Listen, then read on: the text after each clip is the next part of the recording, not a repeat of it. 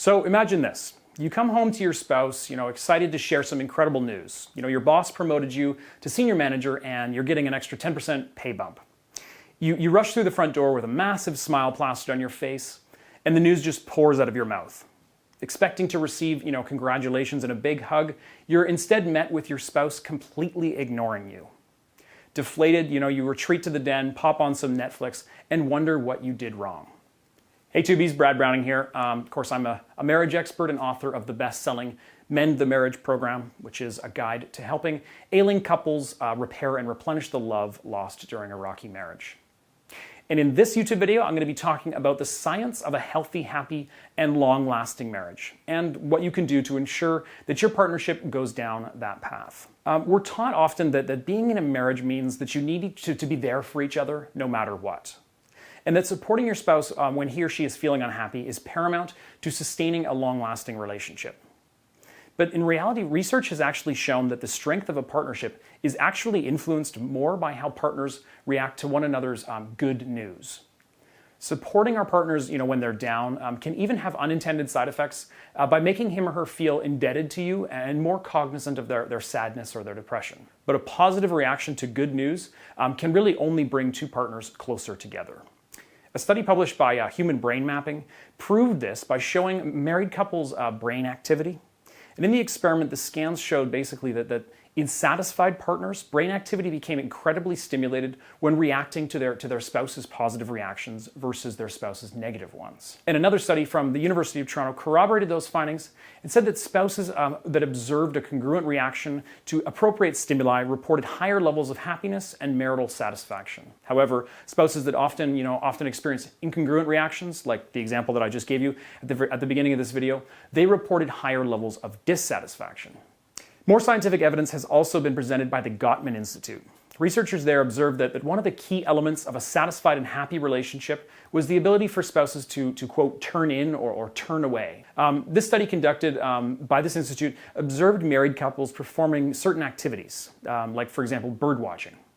If one spouse spotted a bird that she liked and was interested in and announced her excitement, the husband had two choices. He could either turn in and show his interest in his wife's discovery, or turn away and ignore or belittle his wife. And after compiling some data and tracking the marital status of all their subjects, the researchers concluded that couples that turned in to their spouses had a much greater chance of staying together than spouses that didn't. So in other words, showing interest in your partner's interests was a huge indicator of marital success. So the next time you notice something, piquing your partner's interest, try to react in a positive way and show some interest of your own. You'll be glad you did in the long run, and it's really going to help your marriage and the health of it in the long term.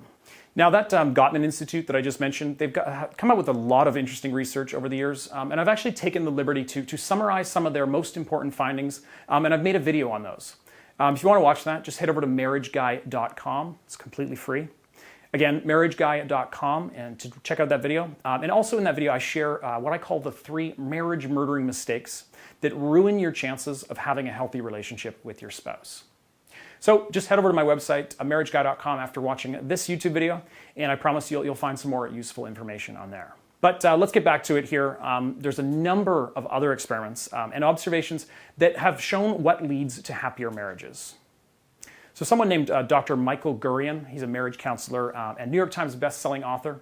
He's been studying how successful relationships, come to fruition for over 20 years. And his opinion, he states that there's 5 stages to any relationship. And how people react in each stage is critical to prolonging and creating a long-lasting and happy relationship.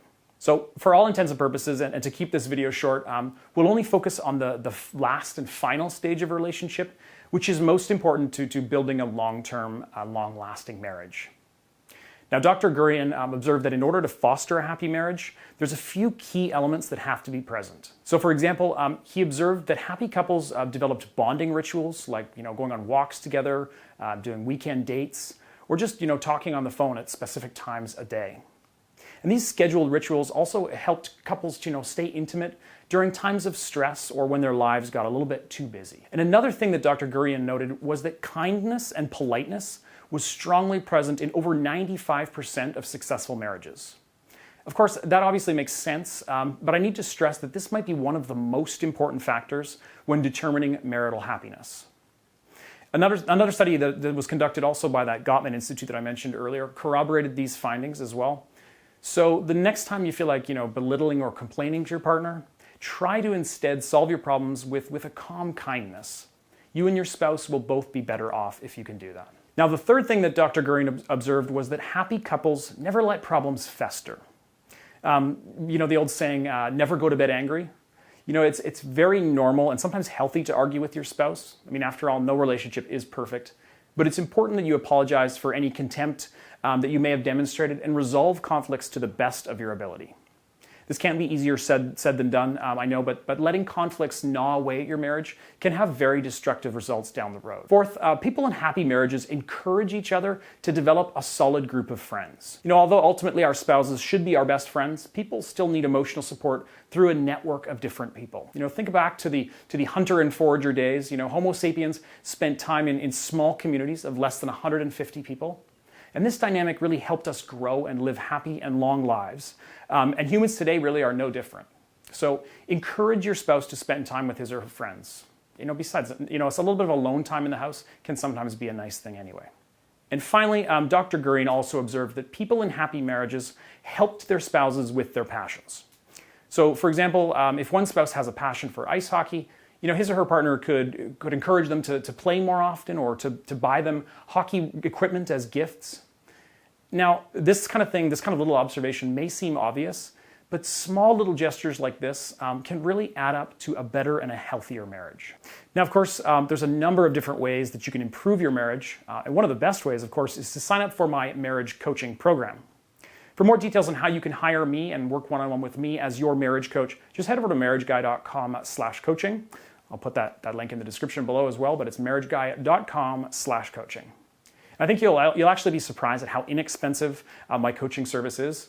And the vast majority of my clients do improve their marriages, beyond what they could possibly have imagined.